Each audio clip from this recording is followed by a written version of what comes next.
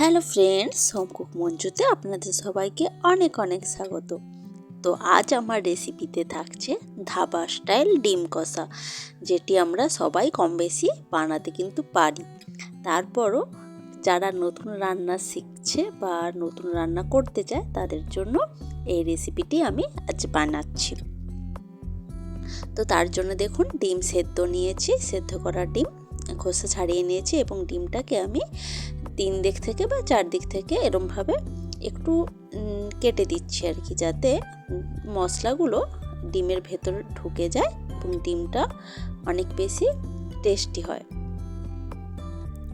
তো দেখুন, সব ডিমগুলোই আমি সব দিক থেকেই একটু কেটে কেটে দিয়েছি ছুরির সাহায্যে। এখন আমি কড়াইতে সরষের তেল গরম করতে দিয়েছি। সরষের তেলটা একটু ভালো মতো গরম হয়ে যাওয়ার পর আমি সরষের তেলটাকে খুন্তির সাহায্যে কড়ার সমস্ত জায়গাটা একটু লাগিয়ে নিচ্ছি।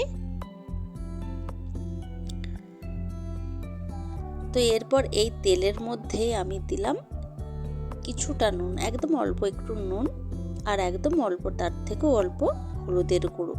এখন আমি এই তেলটার ওপরই ডিমগুলো দেব, ডিমগুলোকে ভাজার জন্য। আমি আগে থেকেও নুন হলুদ মাখিয়ে রাখতে পারতাম ডিমটাকে ভাজার জন্য, কিন্তু এই তেলের মধ্যে যদি আমি হলুদ বা নুন দিই, সেটা ডিমের সমস্ত জায়গাটা খুব ভালো করে লেগে যায়, আর ডিমের কালারটা কিন্তু এই তেলের মধ্যে হলুদ দেওয়াতে খুব সুন্দর আসে। তো ডিমগুলো দেখতে কিন্তু দারুণ হয় তখন, কালারটা সুন্দর আসলে। তো এই তেলের মধ্যে এখন আমি উল্টে পাল্টে ডিমগুলোকে ভেজে নিচ্ছি।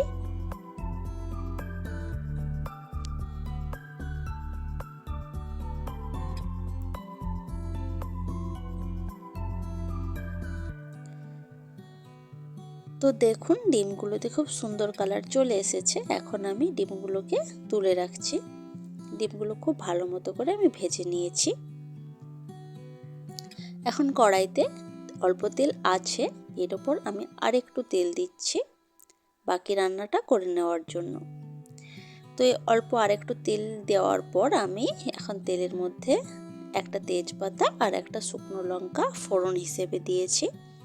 এখন আমি দেব একটা কুচানো পেঁয়াজ, একদম পাতলা পাতলা করে আমি পেঁয়াজটাকে কুচিয়েছি।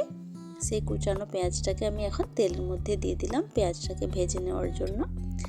পেঁয়াজটাকে একটু টাইম নিয়ে গ্যাসের আঁচ মিডিয়ামে রেখে পেঁয়াজটাকে একটু ভালো করে ভাজবো, তাহলে ডিমের কারি বা ডিমের কষার টেস্টটা খুব ভালো আসবে।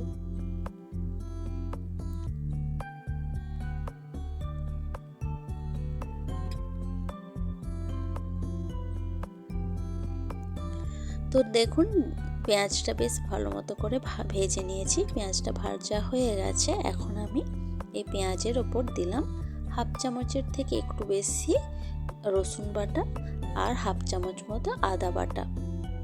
তো আদা রসুন বাটাটা দিয়ে আবার আমি এখন একটু কষিয়ে নেব।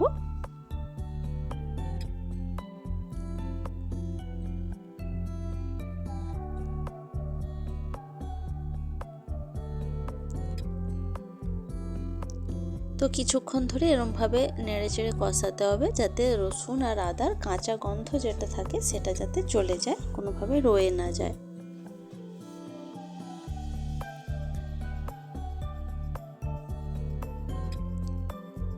তো দেখুন, আদা রসুন পেঁয়াজ তো একসাথে কষিয়ে নিলাম, আর এখন আমি দেব একটা টমেটো গ্রেট করে রেখেছি বা পেস্ট করে রেখেছি, সেই টমেটোটা আমি দিয়ে নিচ্ছি। তো টমেটোটা দিয়েও আবার পুরো মশলাটা ভালো করে কষাবো। টমেটোটা দিয়ে একটু ভালো করে কষালে গ্রেভির কালারটা খুব সুন্দর আসে আর টমেটোর কাঁচা গন্ধটাও চলে যাবে। তো এইভাবে কিছুক্ষণ কষিয়ে নিলাম। তারপর এখন আমি কিছু গুঁড়ো মশলা অ্যাড করব। তার মধ্যে আমি দিয়েছি হলুদের গুঁড়ো আর লঙ্কার গুঁড়ো, আর এখন দেব জিরের গুঁড়ো আর ধনের গুঁড়ো। তো এই গুঁড়ো মশলাগুলো দেওয়ার পর এখন আমি মশলাটাকে আবারও ভালো করে কষিয়ে নেব।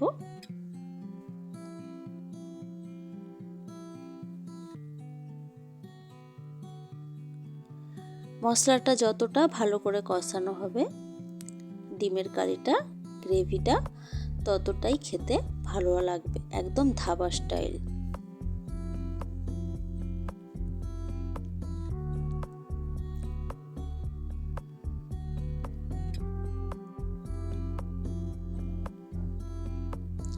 তো দেখুন মশলাটাকে বেশ কিছুক্ষণ ধরে আমি কষিয়ে নিলাম। এখন মশলা থেকে বেশ ভালো মতো করে তেল ছেড়ে দিয়েছে মশলা থেকে। এখন আমি দেব এর মধ্যে পরিমাণ মতো জল। যেই পরিমাণে আমরা গ্রেভি রাখতে চাইবো সেই পরিমাণ বুঝে জলটা দিতে হবে। তো জলটা দেওয়ার পর দেখুন সমস্ত কিছু একসাথে খুব ভালো করে মিশিয়ে নিচ্ছি। এখন আমি দেব স্বাদ মতো নুন।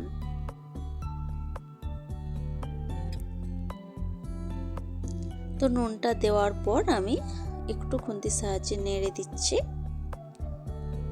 তো নেড়ে দেওয়ার পর একটু ফুটতে দেব। ঝোলটা একটু যখনই ফুটতে শুরু করবে তখনই আমি ডিমগুলোকে একে একে দিয়ে দিচ্ছি এই ঝোলের মধ্যে। এখন ঝোলটা অনেকটা পাতলা লাগলেও ডিমের কারিটা যখন ফুটবে ভালো করে আমি ফোটাবো, তারপর আবার যখন ঠান্ডা হবে তখন কিন্তু ঝোলটা অনেকটাই ঘন হয়ে যাবে এবং দেখতেও অনেক বেশি ভালো হবে, খেতেও অনেক বেশি ভালো হবে। তো ডিমগুলো দেওয়ার পর আমি প্রায় 4 থেকে 5 মিনিট মতো ভালো করে এটাকে ফুটতে দিয়েছি। তো 4 থেকে 5 মিনিট মতো পর আমি ঢাকাটা খুলে নিয়েছি। আর এখন দিচ্ছি গরম মশলা গুঁড়ো। আর যেহেতু রান্নার আমি শেষ পর্যায়ে চলে এসেছি এখন, তাই জন্য দিচ্ছি ধনেপাতা কুচি, যেটা এই রান্নার স্বাদটাকে অনেকাংশে বাড়িয়ে দেয় এই ধনেপাতার গন্ধটা। তো ধনেপাতা দেওয়ারই পর কিন্তু আমি গ্যাসটা অফ করে দেব। গ্যাসের ওভেনটা আমি একদম অফ করে দেব। ধনেপাতা দেওয়ার পর আর বেশিক্ষণ ফোটানোর প্রয়োজন নেই, তাহলে ধনেপাতার গন্ধটা অনেকটাই চলে যাবে। তো দেখুন এইভাবে আমি একটু নাড়িয়ে চাড়িয়ে নিলাম। এখন আমি এটাকে সার্ভ করব। তো দেখুন সার্ভ করার পর একটু যখন ঠান্ডা হয়ে গেছে তখন দেখে বুঝতেই পারছেন ঝোলটা কতটা ঘন হয়েছে।